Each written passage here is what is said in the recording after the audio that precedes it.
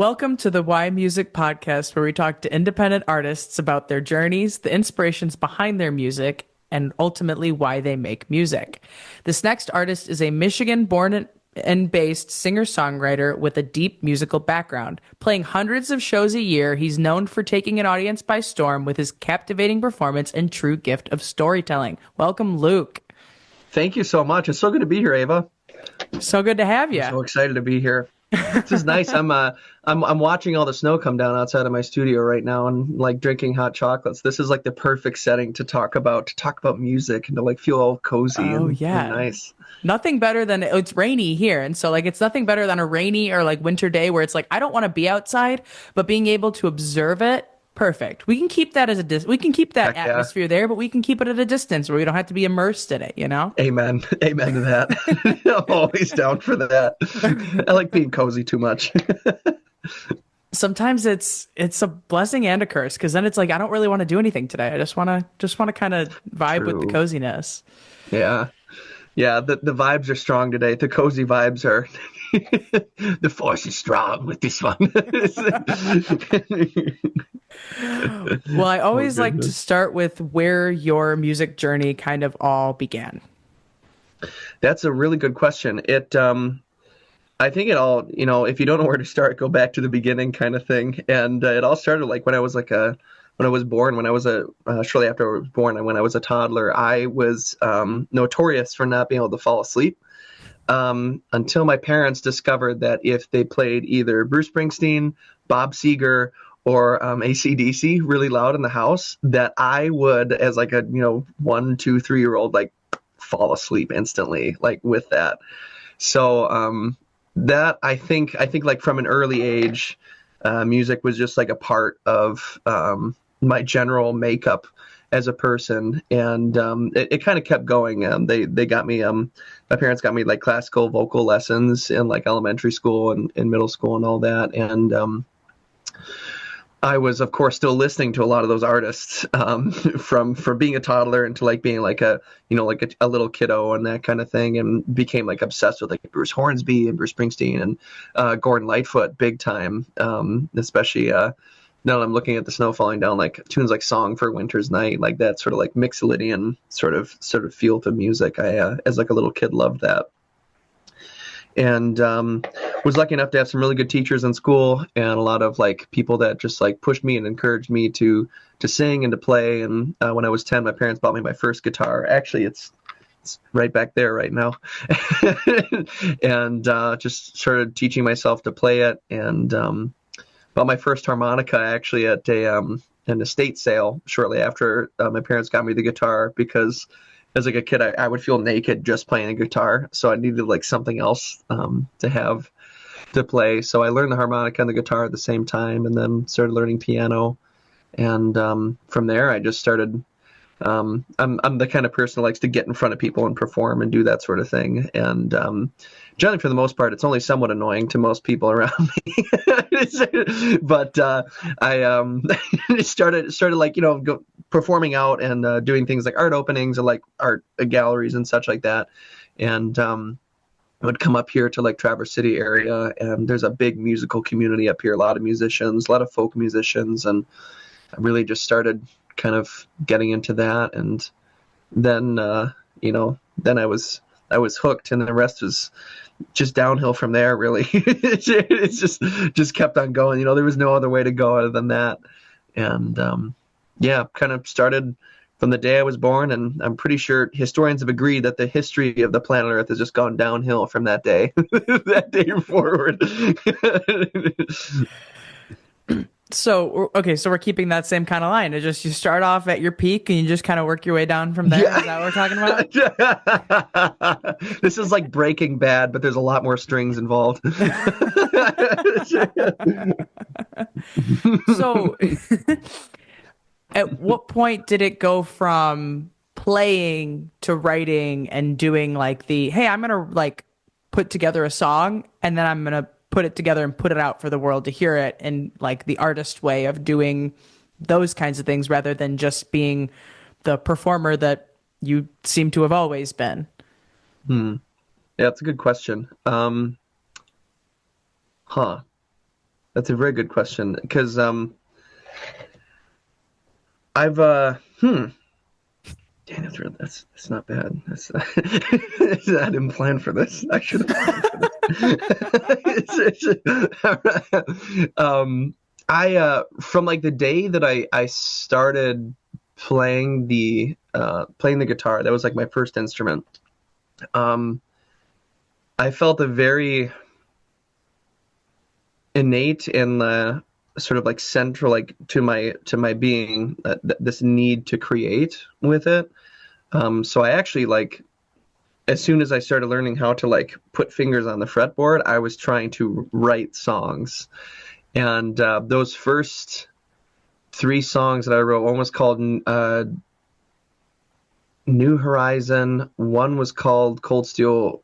No, one was called Summertime Minstrel, and one was called Cold Steel Railroad. Um, those first three songs were horrible. As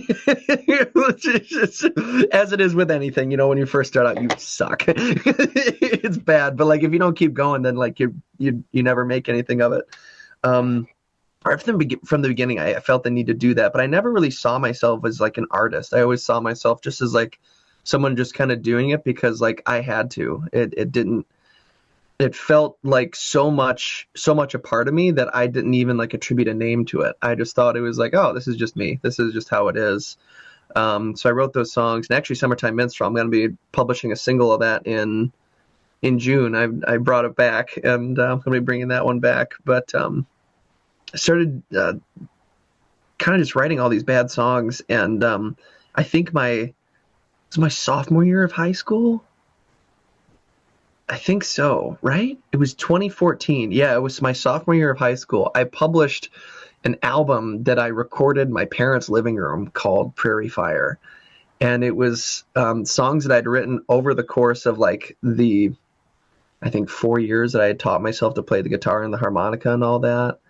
And it was again not really the best because it was self-mixed and self-mastered, and at that point I had no idea what either of those meant, and I didn't even really know what playing music meant and that kind of thing. But it was like kind of my first foray, my first step into doing all that. And just from there I just kind of kept going and messing up constantly, like doing the wrong thing.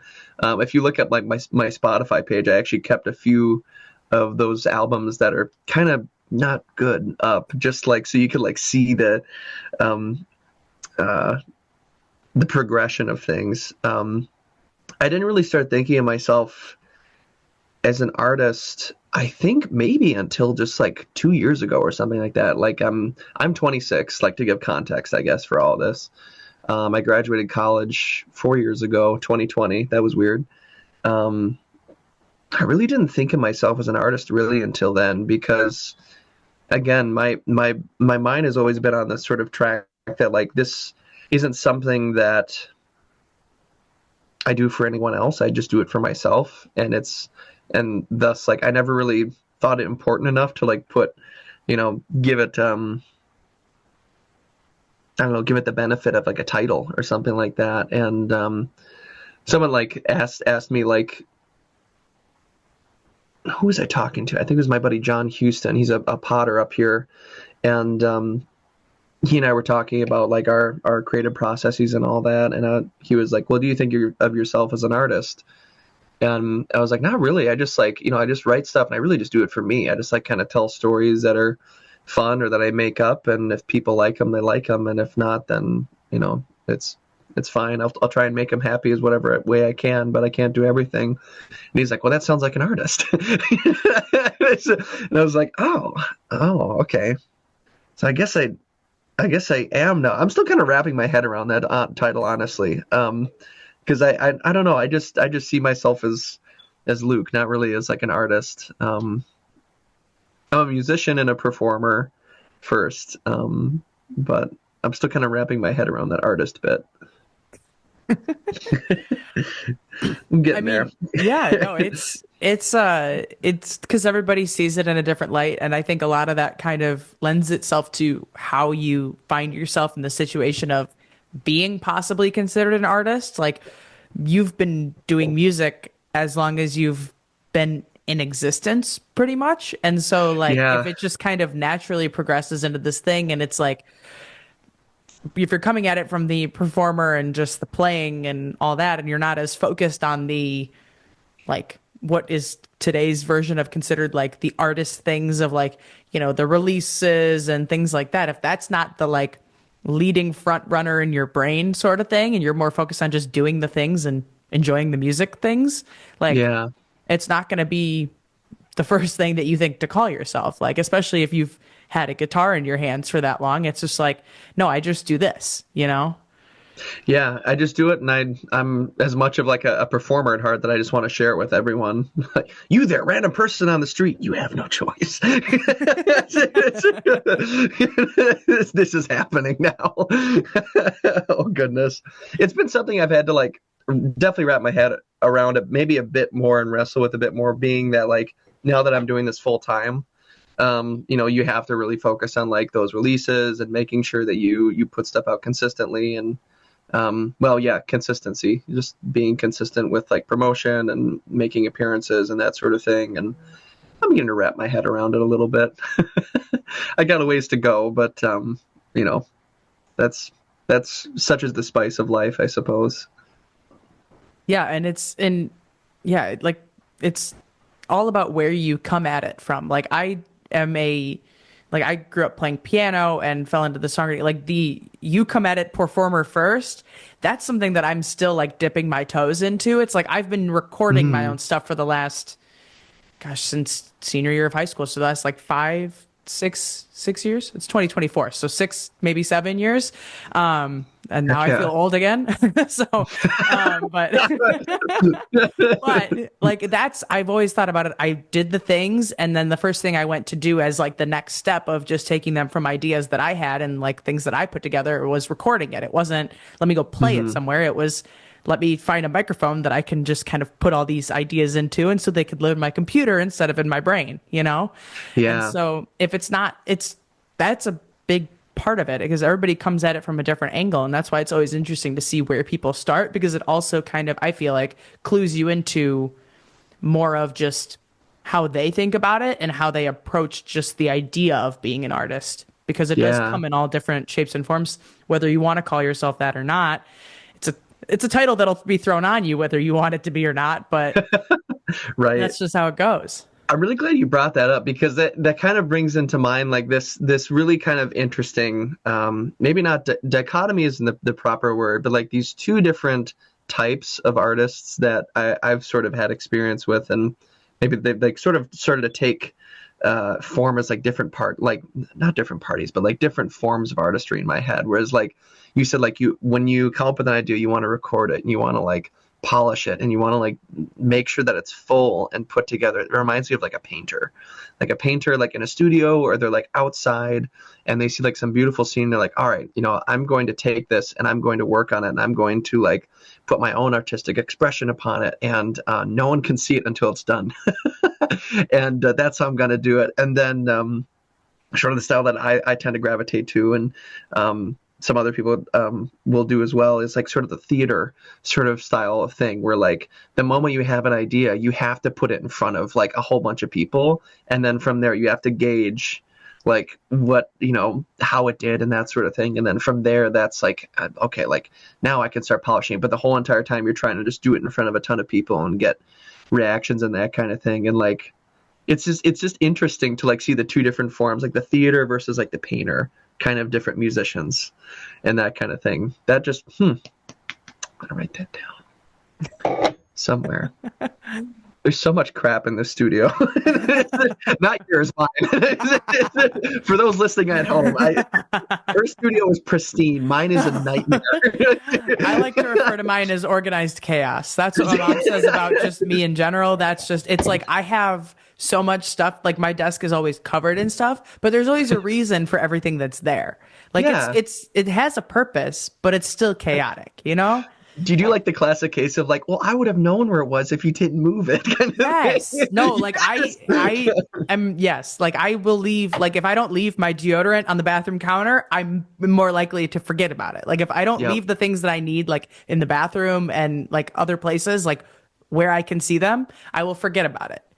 Like I was always Yeah. leave the medication on the counter, then I'll remember to take it, like those kinds of things. Like it's like if it's not there for me to see it, it's not getting used or touched or whatever its purpose is just not happening. Yeah, there's too many other things going on. Like I can't be expected to remember that. Yes. It's Yeah, like and having a there's calendar thing on your yeah. phone, actually. It's like the acoustic version of that. It's Yeah. it's like that. Yeah. I'm so bad. I'll do the thing where I have a banjo that is in my back utility room in a back corner, um, 2 paces away from my chest freezer, right by actually my fishing stuff. I don't know why the banjo is there, but it lives there, and if it gets moved, I don't know where to go. But whenever like my buddy John or my buddy Joe will come over and they want to play the banjo, I'm like, yep, just head over, back into the utility room, take a left, make sure you go past the chest freezer, turn around the corner, you see the fishing poles, you've gone too far. Okay, it's just before. And they're like, "You're a psychopath." I'm like, "What? It lives there. It does so well." Whether it was intended to be there in the first place or not doesn't matter. That's Right. if you think banjo, you think fishing gear and freezer, and that's Yep. just where we're at. Exactly. It's perfect. It's all there is Oh to it. goodness. That's all there is to That's it. all there Yep. is to it. Yeah. So let it be known, folks listening at home, if you live in sheer chaos, you are meant to be a musician. You're already halfway there. You haven't quite tapped like you need to be tapping into that creative part of your brain a little bit more. If you're leaving things out on counters just for the sake of remembering it, yeah. Yep. That's how you Dig know. dig a little deeper into that, see what happens. Yeah, that's how you know the creative part is truly ruling you, because the organizational part is just gone. He's on vacation. He's in Fiji. He may never come back. We don't know. Yeah, What do you find most often inspires your songwriting? ooh, that's a really good question. Well, as you can tell, I like to talk and tell jokes and tell stories quite a bit. And I think that's like the biggest thing that really, really does it for me is like experiences that I can get like a neat story from. And a lot of my songs have been written like that. There's a story behind every single song I've ever written. My favorite one probably is a tune of mine called Siren Song, which I wrote about a dive that I took while I was doing research with NOAA Weather many, many years ago on algal blooms before and after hurricanes down in the Florida Keys. And stories like that don't seem to have like really any significance. Like I was just doing diving for like the research, and like the biological research has its own significance within like the biology world and all that, but like music, like human connection, that kind of thing. But I for some reason, a friend of mine and I each dared each other one night while we were down there to go diving out in these mangrove canals at like 2 a.m. or something like that. And we're probably about 20 feet deep in the water. And we didn't have underwater flashlights, so we made underwater flashlights out of headlamps that we wrapped in sandwich bags from Aldi, which, spoiler alert, does not work.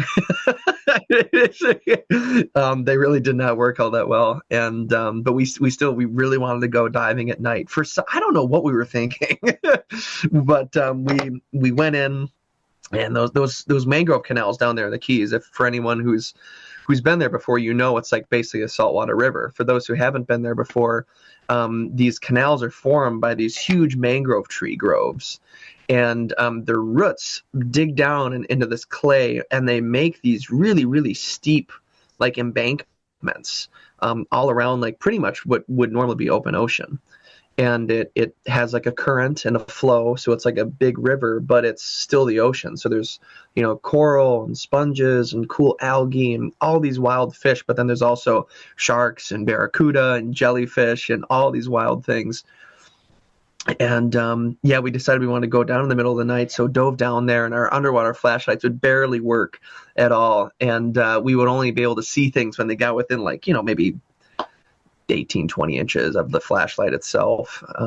And that was terrifying because anything could be out there and you don't see it until it's like right there. So when we found the bottom, it scared the crap out of us. We were like, wow, We went straight up, and like a friend of ours was on the shore with us, and she was like, what did you guys see? And we're like, we saw the bottom. And she's like, you guys are lame. What a bunch of losers. And we're like, no, it's a lot scarier when you're actually down there. So we went down again, and the crazy thing about like being on the bottom and in those canals and like being in the ocean in the middle of the night like that, when you get down close with that flashlight, everything will start to glow. Like all the coral, there's like these really like fluorescent like blues and greens, and the fire coral, there's like this bright orange red color to it.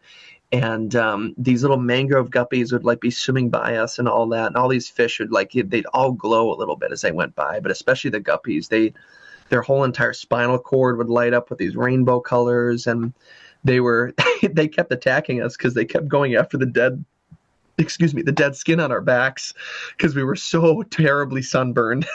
We were classic Michiganders in Florida.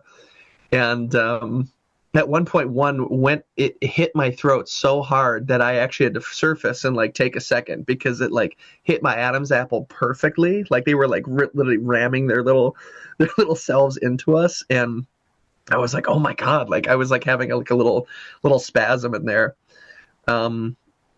Yeah, but like stories like that, and I, for some reason afterwards, like reflecting upon it and thinking about it more, I started thinking of like, oh, what if there was like, something like dark and sinister like in the water with us? And then I was like, well, what if there was something like, watchful and like, kind, watching over us, and kind of like that. The balance of those two different things with that experience in my head made me come up with the story of like my buddy and I swimming into siren infested waters, and kind of making a reference to the Odyssey, where like the wax in your ears that you have to put in when the ship goes by the groves of the sirens, to like block out their sounds. Like we had wax in our ears, but it didn't work. Like we still went in anyway. And things like that, like things that are that's a good way of saying it.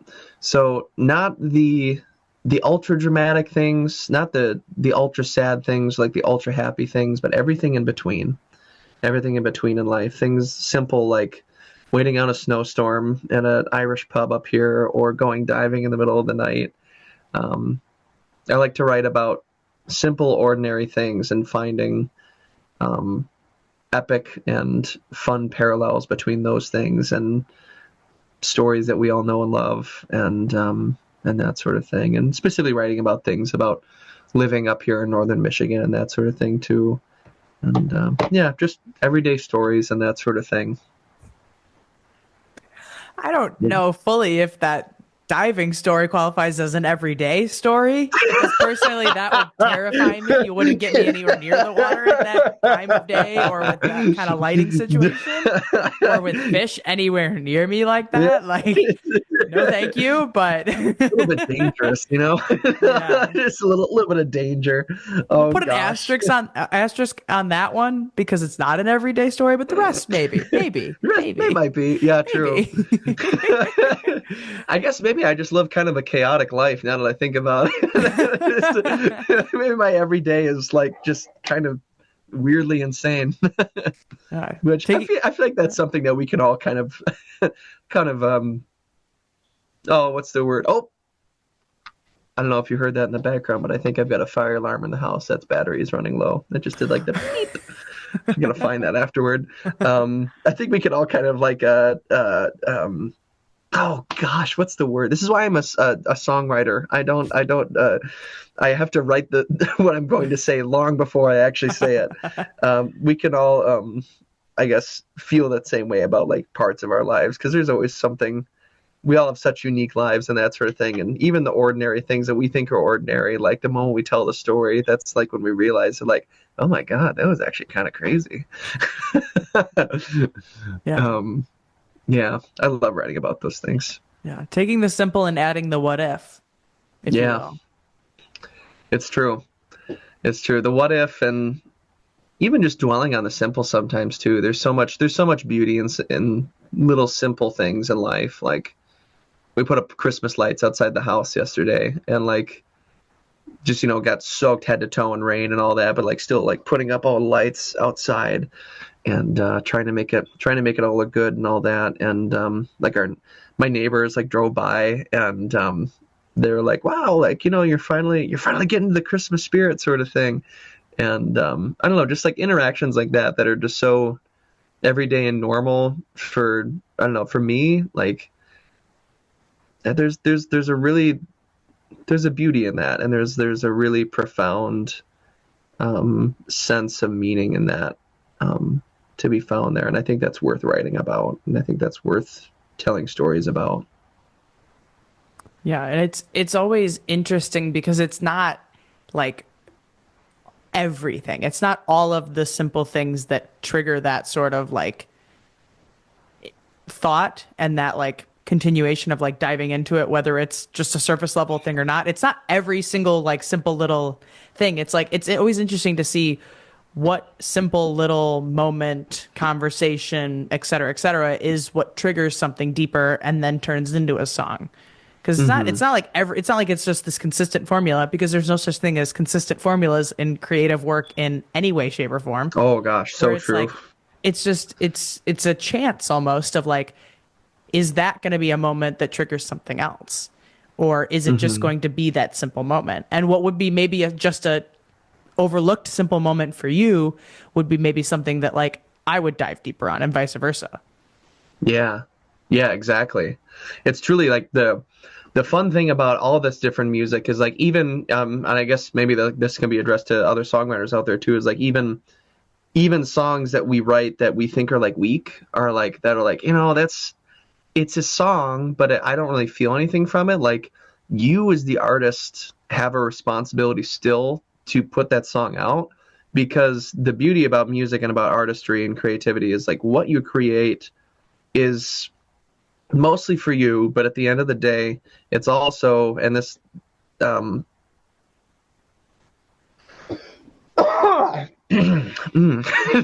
it's about what your audience feels from it. And there's so many different, everyone is so different. There's so many different things that we all do in life and so many different experiences that we have, that like a weak song for me might be like the best song someone has ever heard. I think John Mayer once said that about his song Daughters or something like that. He said it was like, he thought it was his weakest song he'd ever made, and now it's like a really It's one of his popular one big that gets ones, played all the yeah. time. Yeah. Um Huh. yeah, something like that. Like the beginning of that story that even maybe you fleshed out a little bit more in a song, and even if it's a story that like maybe just doesn't just doesn't mean a whole bunch to you in that moment, or maybe you just kind of like added some stuff to it to make it seem interesting, and you're like, this is weird. I don't know why I wrote this. But if you put that out there, there's someone's going to listen to it, and someone's going to really feel something from it. And I feel like there's a profound responsibility, to really share that gift that we've been given and that gift that we've fostered, to put out to people. Hmm. My mind's gonna be wandering today. Yeah. It's a neat thing. Yeah, no, it is. And it's been a while, but there was a brief period like where it constantly was coming up on conversations I was having on here, that was like everybody was like, the song that sits at the top of my Spotify is probably one of my least favorite songs that I've put out.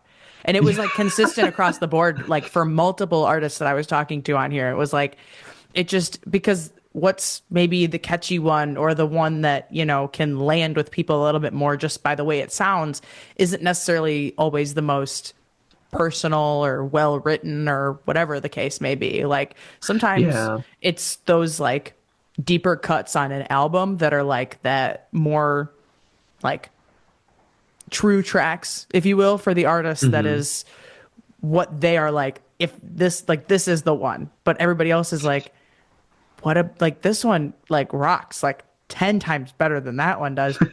That's the one that's sitting at the top of the profile. What are we doing? What are we saying here? You know what I mean? Like it's like sometimes it's the ones that are just like kind of tucked away in their own little corner, playing their part in the greater landscape of the album, that are the ones that the artist Yeah. is like voting for rather than the one that's landed. Ain't that just the way? Yeah, it is. That does bring up a good point. It is. It's always scary, like publishing stuff, because yeah, you have no control at all over what the good one's going to be, what the one that people love is going to be. And I always love listening to James Taylor talk about this whenever he plays a show. But whenever he goes to play Fire and Rain, he's like, man, like I wrote that song like just to get in with the studio, and he's like, now I play it every single day. And it's like, it means it's such a meaningful song and all that. And he did write a very meaningful song, but he's also like, man, like, or not Fire and Rain. What am I thinking of? Something in the Way She Moves. That's the one I'm thinking of. And he's like, now everyone asks for that song. It's like, yep. You never know what the tune's gonna be. And when that tune is there, that's gonna be the one that you're known for. And that's gonna be the one that, number one, like, also not number one. What am I talking about? Numbers aren't my strong suit. I can only count to one. But that's also the thing that, like, you then have that responsibility to your audience to make sure that, like, you give them that and you play that. And yeah, it's kind of spooky. You're like, what song is it gonna be? I don't know. It's a lottery. Yeah. No, and it kind of then lends a thought to, like, there's two schools of thought in terms of, like, putting everything out that you, like, write and finish and think is, like, good enough. And then there's a school of thought of, like, some people are just like, just lead with, like, your strongest. Like, there's no world where I think everything that someone writes is something that, like, you're going to write bad things to get to the good stuff. And that's just the way that it is. You can't write hits every single time. Nobody does that. Everybody writes duds now and again. Yeah. But if you just, like, that's where your kind of weight falls. Like, it's almost like a, what's the word I'm looking for? Like a threshold point to look at, whereas, like, before I release this, am I okay with having to do this song over and over and over and over again if by chance this is the one that has its moment?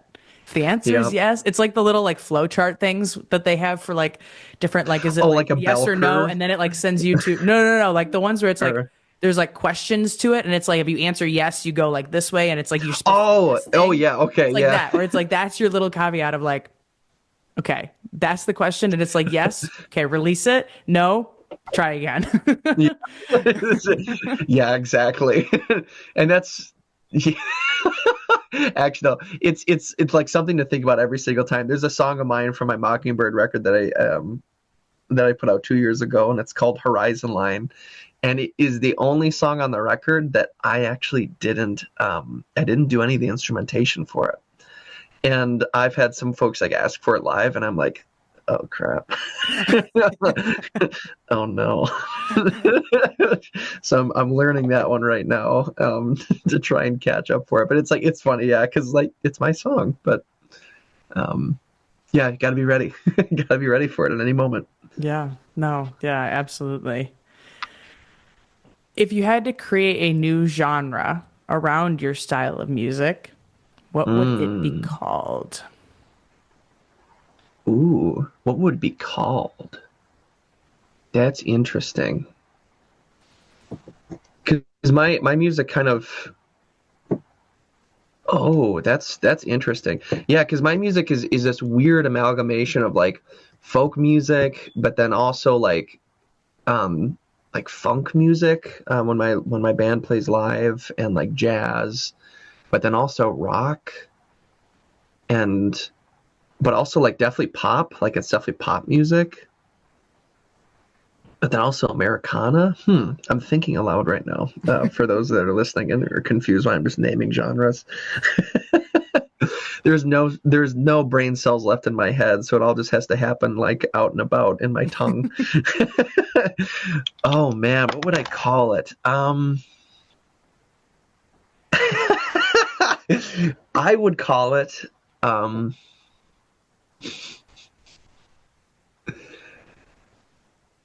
what if I called it Amerifunk?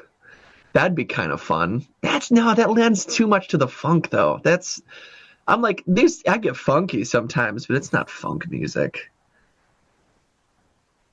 what would I call it? Dang, this is an intense question. This is because I don't know, maybe like northern,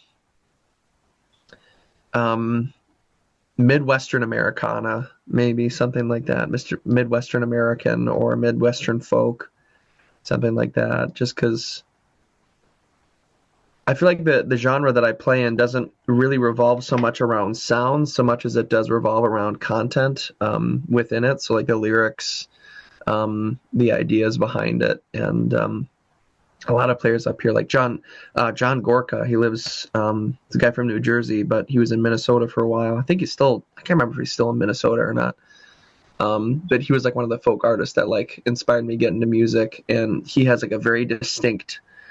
He writes about all kinds of different stories, but there's like this sort of like central vein of like living in a small town and kind of like having a family built around that town and like love lost and gained and that sort of thing. And um, there's there's a way that those stories are told specifically by artists who are from like Michigan and Minnesota and like Illinois, Indiana, Ohio, like this Midwestern sort of chunk that we're in. There's a specific way that those stories are told by those artists that I think maybe puts us into that genre, that sort of Midwestern folk genre.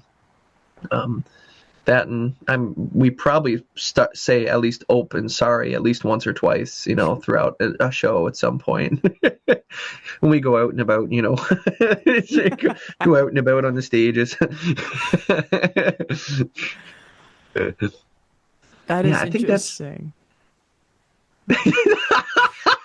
that's a very kind way of putting Well, it. you sparked something in my mind on a couple occasions because when you first said folk and funk, I was like, okay, those words start and end the same, but what if you just like changed it to be like folk almost like FULK or FONK? Like if that's it were the world you were living in, you just combine Flock. the maybe It's beautiful. maybe Yeah, but I was like, that's before you said any other genre words, that's instantly what popped into my mind. And I was like, oh, if that's where we're living, like that could be a nice little, because it's like blending the two words together. That'd be kind Um, of fun. Yeah.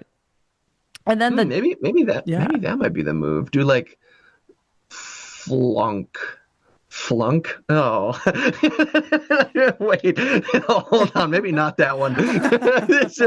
It's a genre that tried its best, but in the end it couldn't really it couldn't it pass. couldn't really, yeah, it's just, yeah, It flunked. yeah. Hmm. Fl- But see, there's a word that there's a word that this gets awkwardly close to, and I'm trying not to say it because it's not at all a musical genre. And yeah, we all know what the word is. I'm trying to keep it classy. Oh man. F- f- Fl, fl, fin, flock. I'm gonna think about that. I'm gonna think about that and let it settle for a second. We'll correspond later. Yeah. Huh. Maybe That'd I be sent fun. us down the wrong path. I don't know. I'm gonna be thinking about it for a while. For folks who are listening to this, make sure because you can comment on podcasts now, right? Yeah. If you're listening to this, make comment on the podcast. What would be a good combination between Funk folk and and folk. funk? And yeah, keep it PG, please. Now I'm curious because I won't be able to sleep without knowing. Yeah, it's I, I they're don't think just two neighboring words, but two very different. Like when you think funk and you think folk, there they're really not isn't. too No. aligned. They're kind of completely their own thing. Yeah, So but it is cool whenever those two do come together because funk has just there's such an impressive musicality to it and there's so much fun and bounce to it. And I mean folk music is a perfect way of telling stories and like really kind of getting you like emotionally invested in a tune. Like I cannot imagine the two being put together if they were put together in a really artistic and good way, like I'd be amazed by that. I'd be really, really. I have like 2 songs that do that. I'm not sure if they're good. They're good versions of that or not, but they'll both be released this year. One's called "Where All Things Go," and excuse me, another one is. Oh, come on! It's your own song. I'll think of it. There's a lot of music coming out this year. I've got like a spreadsheet up of it on my computer screen here, and just like looking at it, I'm like trying to figure out which one it is. Because it's like the kind of thing I rely so much on like muscle memory whenever I play that like a lot of times people are like, oh, like what's that lyric you sang at verse 2? I'm like, man, I have. It's like going through the alphabet. If I want to get to J, I got to go through the first segment of letters first. Exactly. You know? Yep. Can't just jump in middle of the road. Yeah, before I sing my song Waterline, I got to play at least 2.5 hours of music before it's the only way. Fair enough. Oh goodness. Yeah, probably Midwest folk or something like the Midwestern Americana, I think is probably the best genre to make a new one. Because like a lot of folks in the Midwest, like there's at least a lot of folks that I know up here, like we all know like Wolfpack and like Snarky Puppy, like really hard funk bands and that kind of stuff. And like the Chicago scene, especially Chicago and Detroit, like R&B, the Chicago blues scene, and the Chicago rock scene. Like there's a lot of really neat rhythms going on in both of those. And I like to take inspiration from both of them. So I think maybe that might be the most appropriate. Like if I was going to make a new genre that like inspires everything, I think that'd be probably the best thing to call it, Midwestern Americana. But then like afterwards, so every time you like click on it on Spotify, like you're like looking at like the categories and that kind of thing, you're like, oh, I want that. Like it has to say oop every time you click on it. Just oop. It has a built-in sound effect. Yeah, there it's the only one.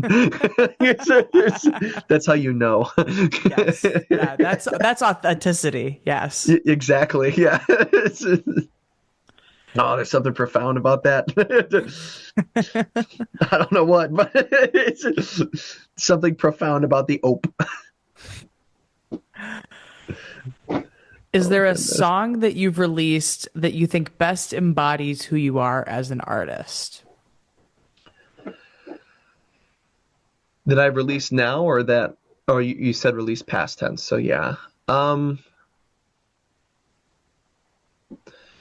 It's either, I think it's a tie between 2 songs, and it's either a song of mine called Perry's Lake, or it's my song Twilight Rhythm. I think those 2 really kind of define the way that I write, that sort of thing. Perry's Lake is the song that I wrote. I put out on a record of mine called Solos and Stories. That was part of that like high school into college thing that was like self-produced and all that and self-mastered, and it's kind of rough, but the song is there, and it's a fun one, and it's a song I wrote about a true story up here about a pirate who lived in Leelanau County. His name is Joe Perry, and he had like this sort of like apple orchard around a lake up here called North Bar Lake. And there's like a big sand dune that kind of overlooks this passage that goes between the Manitou Islands up here. And back before the days of like GPS and all that, lighthouses were how all these freighters were sort of navigating through all this. And Joe Perry would pirate from these freighters by getting up on top of the dune that is just outside of his orchard. And he would go up there with a big lamp, and he would rotate it around to imitate a lighthouse. And ships would adjust their heading as if he was the Glen Haven lighthouse, which is farther up the coast than he is there at North Bar Lake. And by doing that, they'd run aground on this ancient coral reef that was there, and they'd have to get rescued and all that. And the ship would just be sitting there with all of its cargo. And then he would row out in the middle of the night in this big rowboat, and he would take whatever he wanted off of the boat, and then he'd take it back, and he had like this little. Some folks would call it a shack. Some folks would call it like a medium-sized barn that he would just hold it all in, and that was how he like that was how he like survived and all that. And he was kind of known for being a bit of a recluse. I wonder why.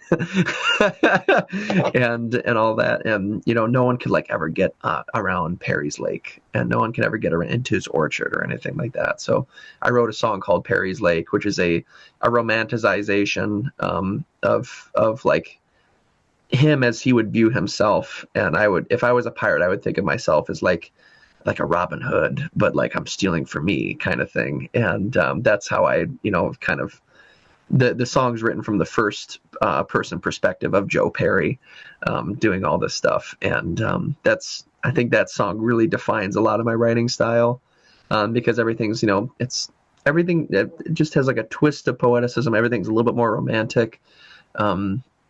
But it's still very much so like, he was a real guy, like it was a real thing that happened, and maybe not an everyday thing for sure, but still like it was a real thing that happened up here, and they did like a story on it in the newspaper, I think, gosh, 8 or 9 years ago or something like that. And so that's one that kind of my writing and my lyricism in that is really similar to a lot of my work. And so is the music in that. It's like jazzy, but it's still folky, and it's still kind of all over the place. And then Twilight Rhythm is a little bit different. That's a story about the first show I played when I moved down to. Excuse me. Whew. Oh Lordy, that hot chocolate, man, that's delicious. It's the story of the first show that I played when I moved down to Georgia in 2020 after I graduated from college. And I played a show at a place called Painted Horse Vineyards, and there was a snafu with like advertising and all that, and the wrong time was put up and advertised. So I played to a very, very, very small audience in a very, very large venue. And one of the folks in the audience, she was sitting on a bench off to the side, and we just kind of like we connected at that show very quickly. And she walked away. She left the show before I finished, and before I could like introduce myself. And I was like heartbroken for like 2 days, because I was like, dang it, she was so cute. And then she reached out to me actually over Instagram, was like, hey, welcome to Georgia, like, let me show you around kind of thing. And we were friends. We had a little bit of a relationship with each other during that time. I guess we sort of dated. That's kind of what I'm getting at. Well, I guess we sort of dated, but I don't know. It was so short lived, because I wasn't in town for that long. I had to move. I ended up moving to that was when I was in Athens, and I ended up moving up to Dalton, Georgia, right after that, because there were a lot more gigs happening up there. And like our relationship didn't follow with that. But it was like a sweet little, like one of those like young, I'm young kind of thing, and like I'm sort of like figuring myself out, and like, oh my God, there's like someone here to help me with it. And there's a little love story there that's kind of fun. And I like to write songs like that, especially on the piano. That's a piano forward song. So that one kind of does a good job of expressing how I like to tell stories, as well as like Perry's Lake, but then how I like to write piano music as well.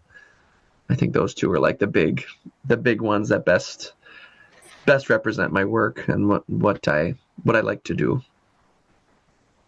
Yeah, and I mean, every song that you've talked about so far has this like deeply rooted story behind it, which I feel like is not something I get every single time. Like it's like the especially the diving story. Like there was this whole thing with that, and it's again still wrapping my head around the fact that people would actually willingly do that, as someone who doesn't want to be within 40 feet of fish. I think you mean very dumb people. As soon as you didn't have an actual lighting system, yeah, I probably would have been like, maybe this isn't the best choice. Yeah. But, oh God, I didn't tell my mom that story until Siren Song came out. Like my mom did not know that story until the song was released. Yeah. No, and it's a natural testament to how, like you said, like your stuff is more content driven than like musicality driven, if you will. Like where it's like the story is what you've had to say more to, and then it's like, oh, it's more of a piano song. and like that's the afterthought of like it's like here's what we're going through, here's what we're walking through, like here's the story, and then there's music to it. You know, Yeah. it's a like adding that weight to you saying no, stories first. Like that's not something Yeah. you're just saying. That's like no. That's what we're working on here. That's what we're focused on. That's what the takeaway is here. It might Yeah. sound pretty, but we're going to talk about stuff first, you know? Actually, though, yeah, I agree. I like to think of it. I like to kind of approach it the same way Harry Chapin approached his music. Like he surrounded himself with a lot of really good musicians to take care of that musicality part, and then he was like, "All right, now I've got some stories to tell y'all. Get ready." And yeah, that's how I want to see myself. I'm getting there. It's all a work in progress, but Yeah. It's it's interesting because like I mean with songwriting it's not just like some people write and then just fall into writing lyrics and then it turns into music. Some people come from playing instruments. It's like we're all kind of on this scale of like 100% lyrics, 0% music to the other side of that. And it's like everybody's just somewhere on the spectrum and it's just where you plant your pin. It's like what is, right. what are you paying more attention to, putting more effort into, focusing on more and, wanting to deliver a higher quality of versus what is more of the supporting act. Mm-hmm. Yeah, true. There's a lot of decisions to be made in in figuring all that out. Yeah. And I'm so sorry. I zoned out for just a second there. I got to make sure I put my phone over here. So someone. Okay, I have to explain. I'm like a deer hunter and like a forager and all that kind of stuff. So that's how I Uh-huh. kind of like to do my food throughout the year because Lord knows I never have time to go to the grocery store, like just to be entirely honest. But I've there goes that smoke alarm too. That I just got two calls from the grocery store that I bring my things to have processed and all that. And I think I know exactly what they're calling about because I think I think I might have left. I'm pretty sure I might have actually left like some deer antlers there. And I think I left it like on their back porch. I think I forgot to like grab them. I'm realizing, and I think that's what those two phone calls just were. I think that's what. Sorry, that's totally random to what we're talking about. But if you want to, first a nice little look into my mind. My mind is an enigma. There's a lot of weird things going on in there, man. It happens. It's true. It happens.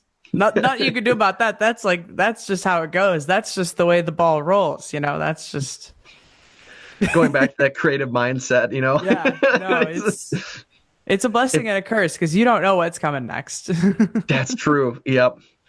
Yeah, the lady creativity, lady lyric, however it's called, just is its own creature, and it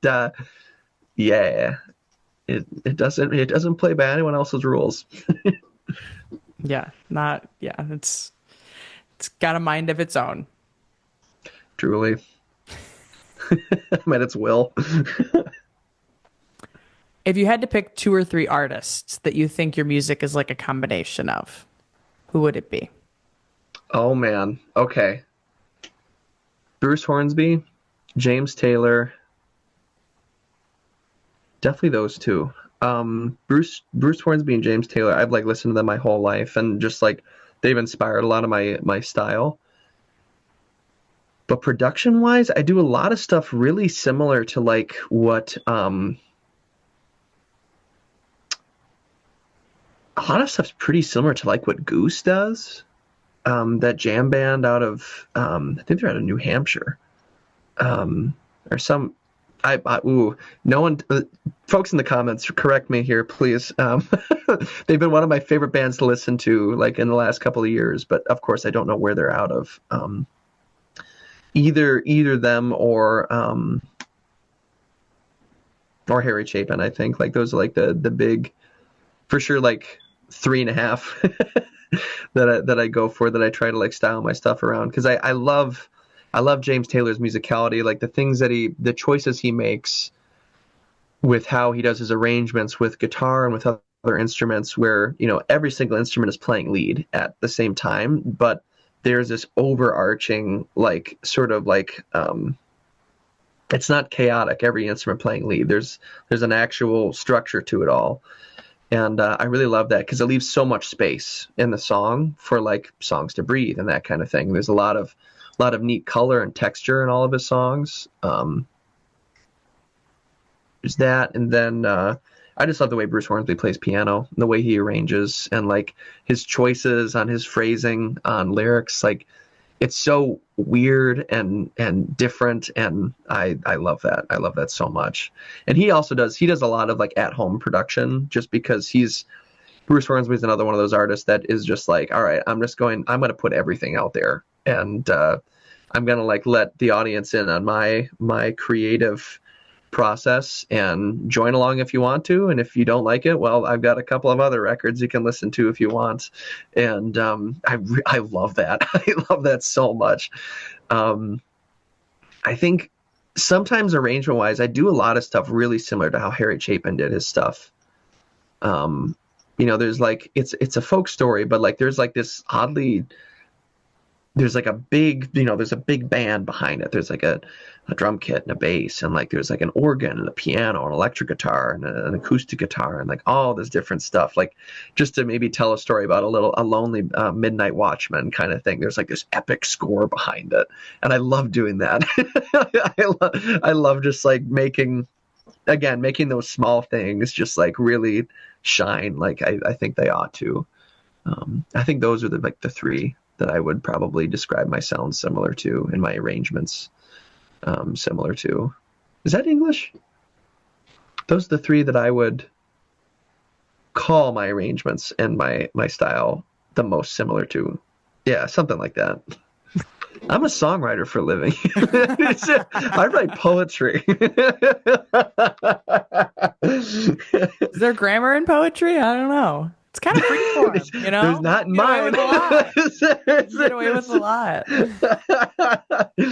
Not in the poetry I'm writing, that's for sure.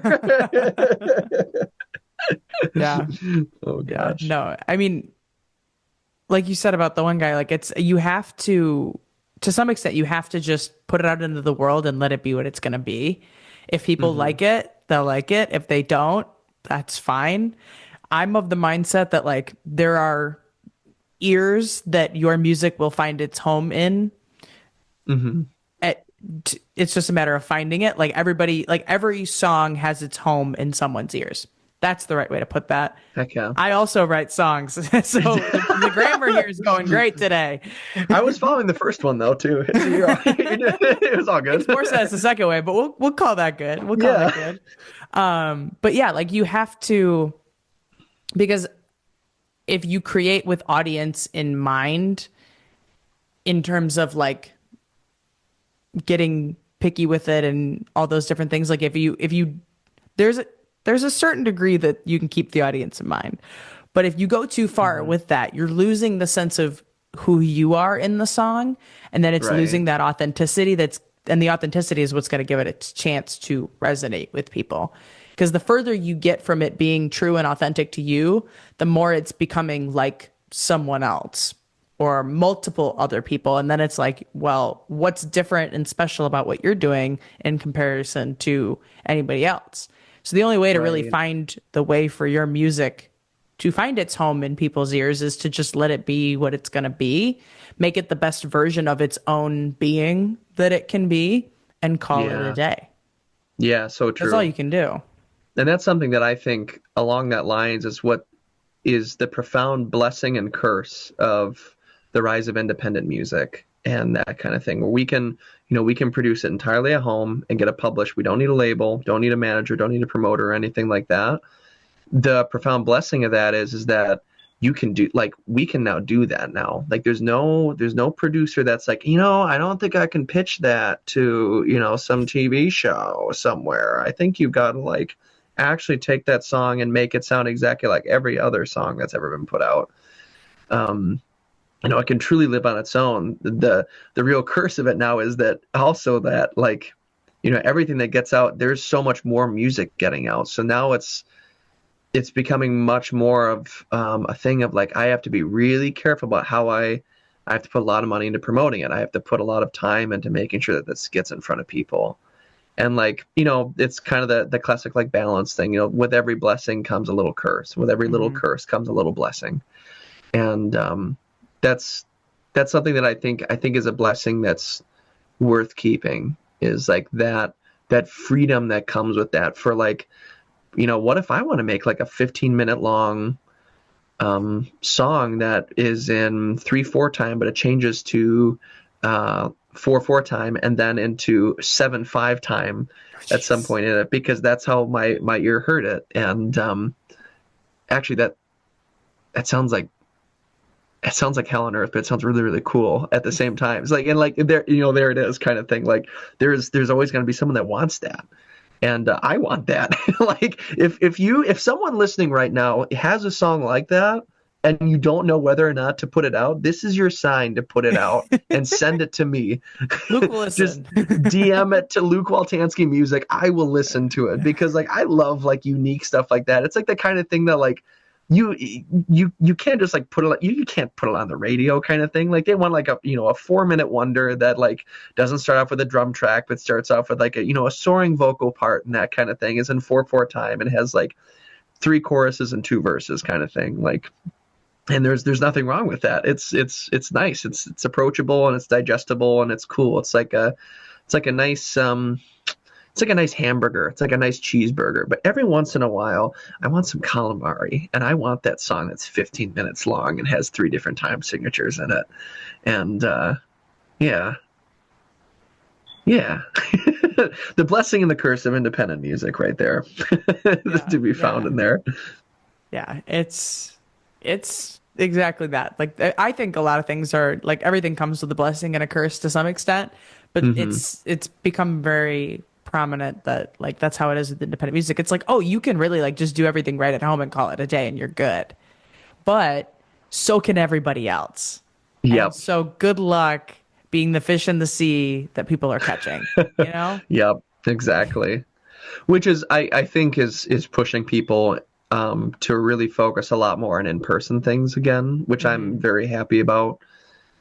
Because like I could put, on a single, we can probably spend what, like, $500 minimum just promoting it just on Spotify, not to mention Apple Music and getting on to, pitching it to studios and sending it off to like radio stations and like blogs and all that kind of stuff. But like at the end of the day, like the most dedicated and the most guaranteed audience for my music that I'm going to have is the people that I play that music to in person. Like they're the folks that are going to want it.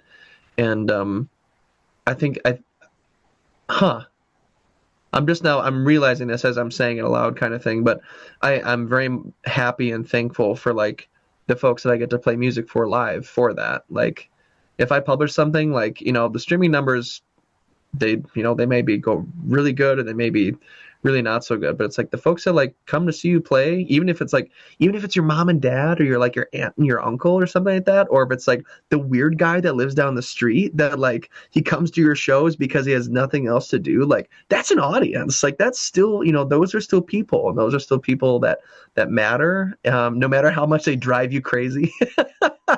And that's all we that's a beautiful thing when your art gets to be listened to, and it doesn't matter by who, but if it gets listened to by someone, that's really, really cool. Yeah. Yeah, and that's an important mindset to have given how daunting it can be to do the independent thing. Yeah. You have to have something that's going to kind of want to make you keep that pulse alive and do all the things because passion and like the drive to want to just do it for the sake of creating is great, but it's sometimes like there's only so much will behind that sometimes that you kind of like honestly, a big feeder for progression moving forward is how you think about it. Because if you just think about it of like, oh, I'm going to put this song out, nobody's going to hear it, nobody's going to come see me play, like whatever the case may be. If you think that, you're going to be putting that like thought into existence and creating your own demise. And we don't want that. Yeah. There's no fun No. in that. Actually, though, that is not the cool, artsy, moody thing to do. No. It might be good for a day, but it's only going to get you so far. Yeah. It only works for like that day when you just need to like sit on the couch and eat ice cream and like, oh God, I'll do that sometimes. I drive my girlfriend insane. I'll do that and I'll eat like ice cream, but then there's also a really, really good place down the street called Gabe's for me, and they make some of the best smoked salmon out there. And oh my God, nothing hits quite like vanilla ice cream and smoked salmon. And That might be an all-time quote. yeah, nothing hits quite like that. Like, it's like I could do an advertisement for Gabe's, like, make sure to come out to Gabe's. You'll get your smoked salmon and your vanilla ice cream, the breakfast, lunch, and dinner of champions. Do you want to be kissed ever again? No? Right answer.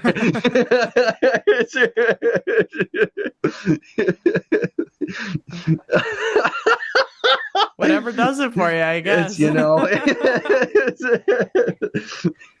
We said something really beautiful and profound just like 4 minutes earlier. And I'm thinking about salmon and ice all cream. about balance. It's true. All about balance. You can't say good Perfectly. stuff all the time. Sometimes it's got to be random weird stuff. Perfectly balanced, like all things should be. I can't do it. I can't do the Josh Brolin voice. I can't. I wish I could. Well, I'll use that as a perfect segue into where I take a question from last week's artist for this week's artist. And the Ooh. question from last week is, what would your dream collaboration be? Oh, I am prepared for this question. Okay. It is my dream collaboration would be, and it's because I saw it on YouTube. Okay, I have two dream collaborations. My first dream collaboration would be to do a song with Goose as my backing band and with Bruce Hornsby on keys. And him, if he like sang like, like a verse and a chorus of like a song of mine, I actually know exactly what song. It would be a tune of mine called Supersonic Sam. And I'm still in the process of finishing it, but it'll be out some point probably next year, at the end of next year. That would be my dream collaboration, to have like Goose as the band, Bruce Hornsby on keys, Bruce Hornsby singing a little bit, and like me singing a little bit. My other dream collaboration though would be to do a like a guitar ballad with James Taylor. I think that would be a blast. Ooh, wait, dang. This is my dream collaboration. I would also You said one dream collaboration. I've brought that number to 3. Hey, but I've increased one. Yeah, I've increased how high I can count. This is beautiful. We're making mountains of work here. We're making so much progress. Oh my gosh. My mother's going to be so proud of me. I would also love to be able to do a song with John Gorka at one point. And I love John. His son is a really good guitarist in Chicago, and I actually know his son, Joe Gorka. If y'all get a chance, if you want like a really, really interesting voice and a really, really good like guitarist and piano player who plays like really neat folk music, but like folk music that's relaxing too, Joe Gorka is your guy. He's amazing. His dad, John Gorka, is another folk artist. They're very different genres of folk, though. They're definitely not like each other. But John Gorka's record, So Dark You See, is the album that inspired me to do live music and to do music full time. And it's an album that I heard for the first time at a Barnes and Noble bookstore back when they still had like the capability for you to like try out a CD. When they had like CD players out, and you would like put on headphones, like listen to it. And I remember like putting in So Dark You See because I like the painting that was on the front of it. And I listened to it and I was like, this is the greatest like acoustic folk record I have ever heard. It was fun. It was like thought-provoking. It was like musically like rich and interesting. It was just amazing. And I would love to be able to do a song with John Gorka with just two voices on one guitar. I would kill for that. That'd be so cool. Yeah, okay, that might be the dream one. That may be that one. It'd just be fun. I just like collaborating with people, though. Like anytime I get to do a project with someone, it's fun. And when I first started out doing projects, I tried to do collaborations when it was in the middle of COVID and all that, and I did not know how to do it properly, and I messed up a couple of them really bad. So for those who like collaborated with me, like between the time of like 2020 to 2022, I'm so sorry. I didn't know how to do arrangements. I didn't know how to communicate properly, but now like that I've, had more experience with it, because it is a process collaborating with someone. Now that I've had more experience with it, and that I love doing it, especially live. There's such an energy to that, such a fun and profound energy to that I can't get enough of. It's so good. It's like salmon and ice cream. I tell you what, it does the trick. I don't think I'm ever be able to look at salmon the same way at this point. Yeah. Just like, wow, that could use a dollop of vanilla ice cream on top. Yeah. There are some things that it's just like, it's a little outlandish to what you know. And then it's just like, whenever that like visual trigger is there, then from there on out, it's like, it's just, even if it's a just complete neutral thought, it's just kind of, just sends you right back to this conversation. Yep. Here we are. Here we are. Salmon and ice cream and independent music. Welcome.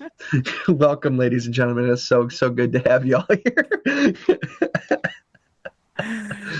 What is your question going to be for the next artist? For the next artist, when is the next interview with your next artist? The next one I have is on Thursday, but it'll be the following week's episode. Okay. Oh, perfect. So it'll be before 2025 then. Yeah. My question for them would be, what is the thing that you are most excited about professionally in 2025? And then what is the thing that you think will be the most exciting personally in 2025? What are those two things? A little like forecasting almost. Yeah, a little forecasting.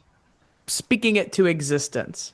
Yeah, exactly. Like what's something that like you're planning on working on right now, you're not sure if you should do it, but it's just been in your head and you can't get it out of your head. Like what's something that you're going to do it come hell or high water? And I like that question. I didn't want to mention it before you gave me the question because I wasn't sure if it would direct your question in another way. But as it stands right now, the next interview I should do is Rebecca. So. Are you serious? Yeah. Wait, that's hilarious. I just hung out with her all day yesterday. We just did like some video shoots for promoting her new record. Okay. Yeah, she's got a record coming out January 25th. And it's really good, by the way. It's so good. Casually promoting my friend's record. Well, it'll just get continued the following week because, like I said, she's supposed to be who's next. Unless something changes with the schedule, that's who's next in the docket. So, dude, heck yes. Don't tell her though. You can't tell her. These are surprise questions. She can't know ahead of time. Okay. Wait, could you, if it's Rebecca, so she'll laugh. Don't tell her I was the one that asked her this, but could you ask this question to her before like the real one? Tell her, what is her opinion of chili oil? You want me to put that as the fake question from last week's artist for this week's artist? Yes. What is your opinion of chili oil? If this turns out well, this will be a nice little, like, I'll be able to cut this into a nice little social media clip. Oh, perfect. If she gives me a good reaction out of this, I'm assuming that's going to tell her right then and there that you're the one who asked. Yes. There's inside tea there. Yep, there is. So to give everyone context for Rebecca's new album, her and I got together and we basically brainstormed ideas we wanted to do for each of our 2025s. And for her leading up to her record being released, she's like, I really want to do like a whole bunch of like different promotion things that are me talking about it, but like in unique settings, in unique ways. And I was like, oh, so kind of like Hot Ones or something like that. And she's like, yeah, kind of like Hot Ones. And I was like, well, what if we just did it, but like at like a chicken wing restaurant or something like that? And we were like, yeah, let's do that. So we ended up going to a place called TC Vietnamese, and they were so sweet. And they were like, yeah, you can come in, like set up a couple of cameras and record. And I think we actually made people like sick, because for that we each got 6 dumplings, and for each question we would take the dumpling and put a whole bunch of like hot chili oil, and it was like that chili crisp stuff. Okay. So it was like the chunky, like crunchy, like really it was nasty how much we were putting on these things. And it's a slow burn. Oh no. And we're from Michigan, so you know how it is. Like, we can't do spice. Yeah, so this was decimating us. And we probably had the equivalent of like 6 meals worth of chili oil, like just on those 6 dumplings. Okay. And that does things to your digestive system. And we were like, it was me, Rebecca, and her husband. We were all hanging out. We like took a hike afterwards, because we were like, dude, we just ate. We just did this like stupid little interview thing, and it was actually a really good interview. It was just kind of funny. And we were like on the walk, and then all of us kind of like our bellies started rumbling, and we started kind of like giving each other the look, and we're like, we gotta go. Like, we gotta leave. So now it's I'm not sure if it's going to become an inside joke, but I think with this it may become one, that chili oil is now a thing to be feared among us. It was spicy, and whew, man, I don't think I'm gonna have chili oil again for a little while. We had so much of it. That's probably for the best. Yeah, probably. Sorry, folks listening at home, if that was a little bit of a gruesome story, but it happens, It's part of life. Yeah, so she's gonna know right away that this is from you then, because this is recent. Yeah, this is literally yesterday. Perfect. There we go. Oh my gosh. Yeah. Awesome. Well, we got a fake out and an actual question for next time. That's perfect. That'll be perfect. I'm so glad that it's her. I don't usually have it where people, like, at least that I know each other. Mm-hmm. Or like, especially back to back. Like, sometimes I find out like, oh, like there was somebody I had on that was from Australia that referred one of her other artist friends that like then came on the podcast like a month later.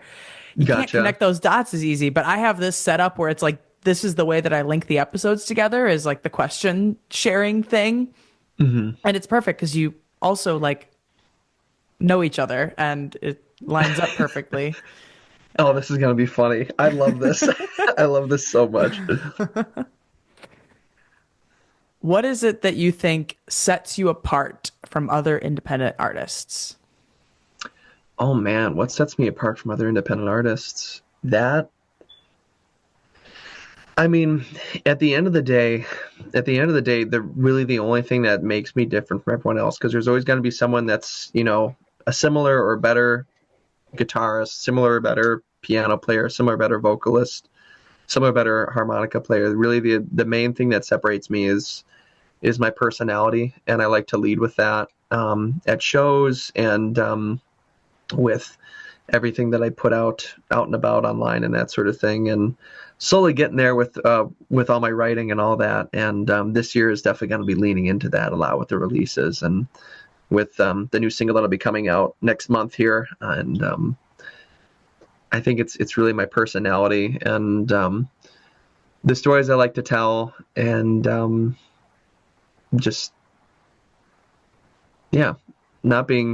I'm very much so not afraid to like go on a tangent about like a fun story that relates to a song, and to connect with people that way. And I think it's that. I think it's just my personality, and I think that's the main thing. I think so. That's I think that's what sets me apart. That's pretty much what sets everyone apart from one another, I guess. But I like to try and connect with people in a lot of different ways, other than just like through a pretty chord or a nice lyric. Yeah, I think that's the thing that mainly sets me apart is I lead with that personality, and I lead with it's, when you see me play or you hear me play or something like that, it's not just a singer you're hearing, it's not just a guitarist or a pianist you're hearing. It's that's like, oh, that's Luke, that's him, all right, kind of thing. Like that's that inflection, that like little chuckle that he made like after like that one lyric. Yep, that's him. I can fully attest to that because like I told you when we met in Nashville, like when you first started just like doing the thing with the guitar and the harmonica before anything else even like happened or came in or was said or it just kind of dove right in. I was like completely thrown off and like I wasn't expecting any of that, and it just locked me in from there on out. Like Yes. it was like, you're right. Like that's if there's no other way to say it, then that's just Luke. That's just him. That's just it. Look at him go. Yeah, Look at that idiot.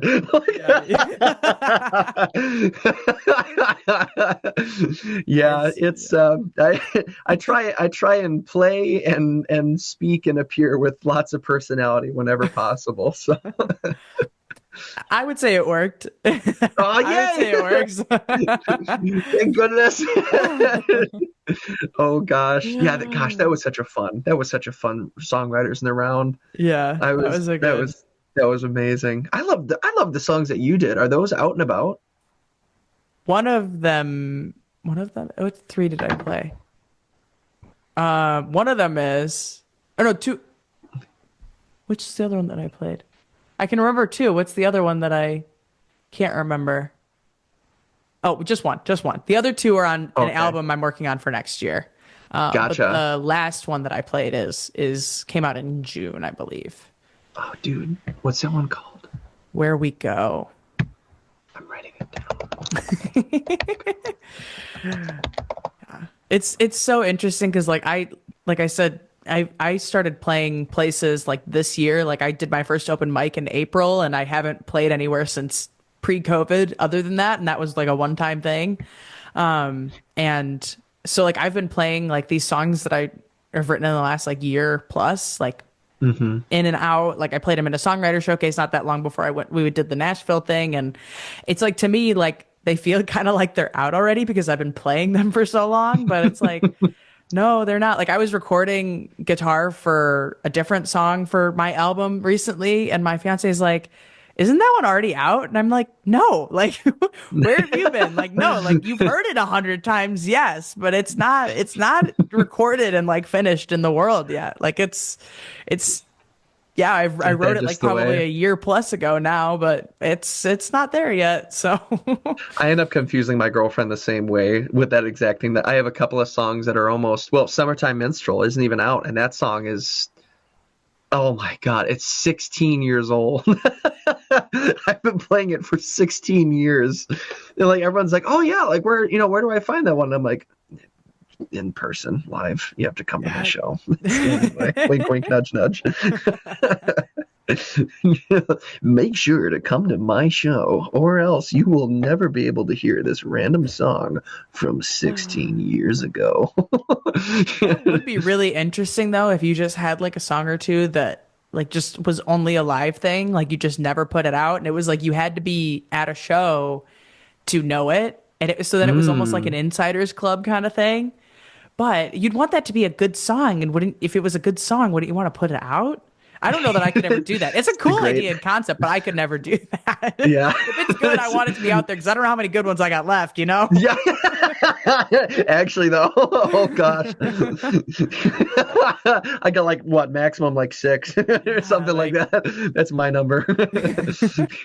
Like, I don't know when these are going to run out. It's like if I'm going to write it, I'm going to want it to be out there. Actually, though, that is kind of another funny thing.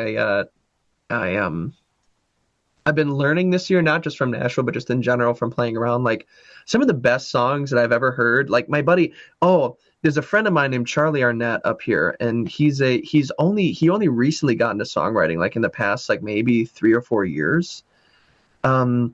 He's a retired orchestra teacher. He's like in his 60s.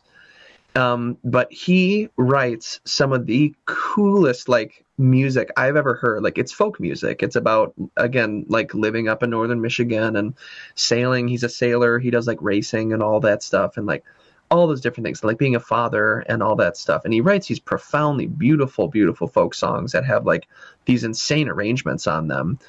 And that was like kind of one thing that kind of gave me hope. I was like, man, like I would always think like that. I know we're saying it just to be like joking and all that, but like I don't know how many more good songs I've got left. Like no, like it doesn't matter what age you are. You can make some absolute bangers. Like it doesn't matter. Like as long as you have like, as long as you can write a lyric and put it to music, like that's a song, and it can be really, really good to the right person. And God, in Charlie's case, he writes some really, really cool stuff. I'm really excited. I'm producing his record for him, and I gotta actually get on that soon. But all things at time. But I can't wait for it to be out and about in the world. Yeah, it's a timeless thing. It always feels like, especially when you're like young and getting into it, there's always going to be somebody younger, and it feels like, oh, like I'm behind.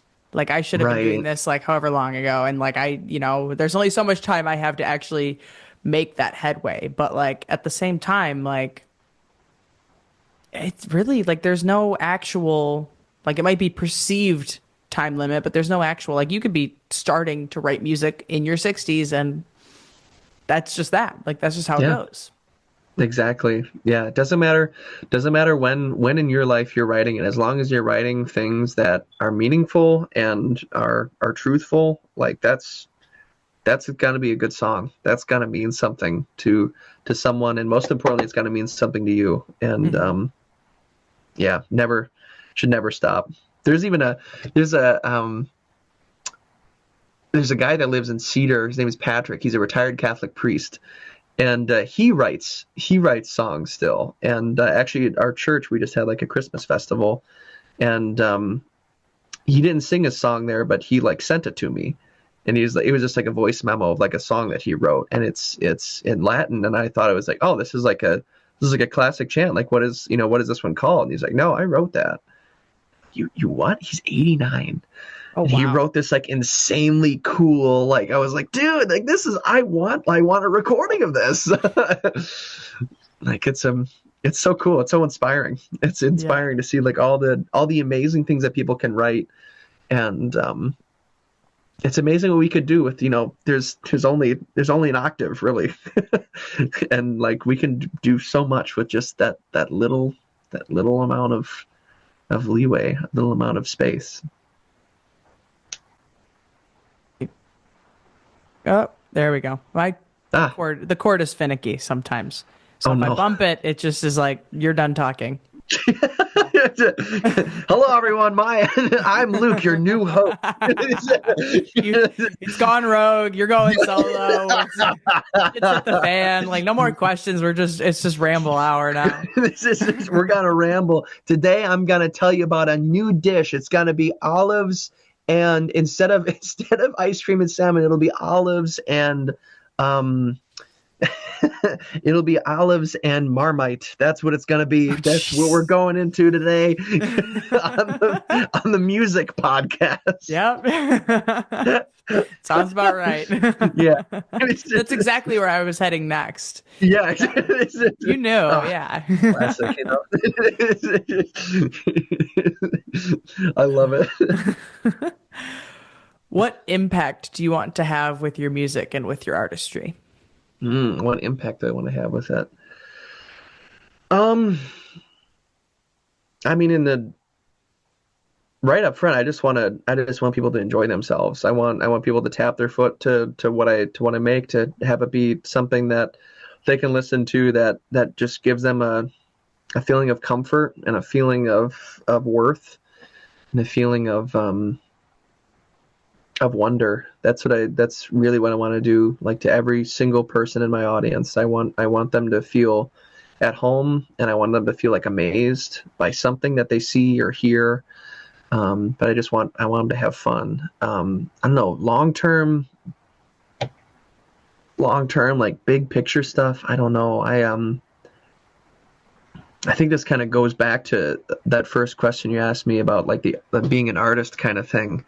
Um, I just I just wanted to enjoy myself and to let other make it easy for other people to enjoy themselves with me, with that music, and to just connect people. Um, and to, I think, also to like tell a lot of stories, about every day, and make my audience find the beauty in their everyday, maybe quote unquote boring lives, like the little things that happen around them, through um, the feelings that I can communicate and what I write about and sing about and play about. Um, just yeah, just make people happy, make people have fun. Um, I don't know. I wish I had like some sort of like big thing. Like I want to bring people to, I want to bring about like the communion of all people kind of thing, or like align the stars. But I just want people to enjoy themselves, and to when they're listening to me, put the world out there, and they get to find some joy in life, and find a little, not okay, rewind, that sounded a lot more stark than I meant for that to sound. Find a little extra joy in life, have some fun, make it something that they can do with their family, do with their kids. Yeah, I don't know, I just want to have fun and bring everyone else along with me. It's a good vibe goal. It's just a spread the good vibes, you know? Yeah, God gave me a gift, and I want to share that gift with as many people as I possibly can. And the best thing about that, like the kind of gift of like being someone who enjoys like putting stuff out like that, is that it's not an exclusive thing. It's something that you can give to people, and people give it back too. Like that's like the especially exciting thing too, is not to be selfish or anything, but like, it shows like whenever like the band starts playing. We played at Northport this past summer. We had an audience of like 750 people in this park on Lake Michigan, and we started playing a song of mine called One Way Man, and we had like a group of 100 people dancing all around the stage. It was a gazebo in the middle of the field, and they were just dancing all around the stage. Wow. And I was like, man, like this, I could die right now and be happy. And like, I would love, like, I wouldn't love to die. I would, like, every time that happens, I love it. Yeah. Yeah. It's about the little moments that make the bigger picture. It's not like, because the thing is if you just keep focused on like what your end goal is, and like what you like, whatever heights you want to reach, if that's the way that you kind of think, it's like when you get there, it's probably not going to be this big, like huge moment like you think it is. It's the things that are the steps along the way that make that bigger picture is what actually Hmm. provides the value. So you have to enjoy the journey, whether you're focused on the end or just focused on the current. Like it's just, you have to Right. just kind of let it be what it's going to be, and make the most of it, and enjoy the little things, and celebrate the little steps and all that good stuff of like those moments, like having people dance to the music like that. Like that's a special thing that you don't get every so often. So you have to like hold on to that, because that's what it's really all about. Yeah, that's so true. Yeah, you don't want to you want to have an end goal, but you don't want to get to the end goal and just say, well, now what? Like, you want to Yeah. get to the end goal and go like, dude, there were so many crazy things that happened like on the way to here. And like, I can't wait for more of those things to happen. Yeah, it's a culmination of those moments. It's not just that final moment. Because then, yeah, Yeah. really, what do you do after that? Once you've checked that last box off, it's like you have Yeah. the end goal, but like the moments along the way are what paints that picture. Actually, though, now it's time to, I don't know, fly to the moon. That's time to, I'm gonna build a rocket. Live Midwest Americana from the moon. There you go. Becomes a new genre. I'm gonna colonize the moon, but it's only people that say "open." You betcha. It's that's the only criteria to become a citizen of the moon. That's what it's gonna be. Actually, yep. We're You have to say, bordering "Oh, on Canadian more than Midwest, I feel like at this point. I think you're that's just so far true." up there in Michigan that it's the you betcha, that's Canada. That's Canada. We're pushing that border a little bit too. Oh no! Next thing you know, the national food is gonna be poutine. We're gonna be like, "No, we got too far." Yeah. I think that brings us to the final question, which Oh is man, why music? why music? I mean, why not? I love it more than anything else, and I went to school for molecular biology, and I was on a pre-med course and all that, and I did research, and I loved all that. But man, at the end of the day, like music's a universal language. I could play it to anyone, and anyone from anywhere will understand it, and I love that. And also, it's just fun. It just like it gets me going. It gets me up in the morning. It makes me not want to go to bed at night, and it's always changing, but it's always the same. It's like always a comfort thing, but it's always different and new. And it makes me go to places and meet people and see things that I would have never been able to see if I wasn't even just somewhat knowledgeable of music. Like you don't have to be like a full-time gigging musician. You don't have to be like a touring musician. You don't have to be like a songwriter. Like even if you just enjoy music and you're knowledgeable of like what you like and that sort of thing, like there's so many people you can meet and things to see that are related to that. And if you play music, oh my gosh, like the sky's truly the limit because you can go anywhere and you'll be welcome. And I love that. So yeah, I think that's why. And I've tried doing other things other than this, and I get even crazier than I normally am if I try and do that. So I think I just got I've just like settled on this now. It's the thing that I love more than just about anything else. And yeah, and I'm lucky that God has sort of opened up a lot of doors to let me do this full time and let me reach people through it. And I just hope that I get to keep doing it. I hope that that's part of the plan. Yeah, I never really thought about it in the way of like not just like doing it in itself and what kind of doors that opens, but like just being in that community, also just kind of what Yeah, situations that puts you in of like it's not even just like looking at music as in its core what it is and what that does to your life, but it's the things that have like ripple effect happened like because of it that is like makes it even bigger of like then it adds to the weight of the impact that it has in itself. right. Yeah, it's one of those. It's one of those special things that is constantly changing and yet is ever the same. It's a perfect little paradox, and it's really worth delving into fully because of that. I love paradoxes in life. Life is so full of them, and like really profound things are truly paradoxes. And music is definitely no exception. And because of that, it's just ah. It's like a big old lasagna. It's a big old paradoxical lasagna that I can just. It's delicious. If you can't tell, I'm hungry. Fair enough. It's just like, why music? Fair enough. All things just circle back to that at some point or another. Yeah. But yeah, I think Music is just lasagna. music. Music is lasagna. Actually, here, let me do. I wonder if I have it in my on here. Can I send pictures? I can send pictures. Oh dear God, my buddy makes a. Oh, do I have it on my my buddy Johannes makes a 40-layer lasagna, and it is insane. Is Do there I even have a the pan picture? that's deep enough for that?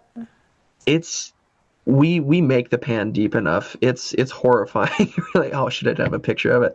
But we like it's we make every layer super thin, and like, noodle cheese sauce like bechamel or like pesto or whatever it is, and it just, layer upon layer upon oh jeez, excuse me, upon layer. um but anyway, back to the music question. Yeah, it's a perfect paradox that just has so many, it's so profound, and it's so wide reaching, and like lasagna, it has many different layers to it. So much cheese and sauce, and ooh, it's saucy, and sometimes it's cheesy and like comforting, or sometimes you get like that like harshness of like some basil or something like that like really, ooh, it like wakes you up a little bit. Man, the food stuff is happening today. I am feeling hungry. I need to make him food song next. I don't really have anything to follow that up with, to be honest. I think that's it for me. I think that's it. Ava, thank you so much for having me. It's been such a pleasure to hang out with you again, and it's always so nice to talk about these things. And thank you for doing this podcast, and thank you for having me and for asking these really tough questions as well. This is I like being put on the spot like this. It's so cool and fun, and thank you for what you do. Thank you for being here. I guess pleasure. I'll just lead into my normal outro and say I think that brings us to the end of this episode of the Why Music Podcast. You could check back again next week for another conversation with another independent artist. Thanks for listening.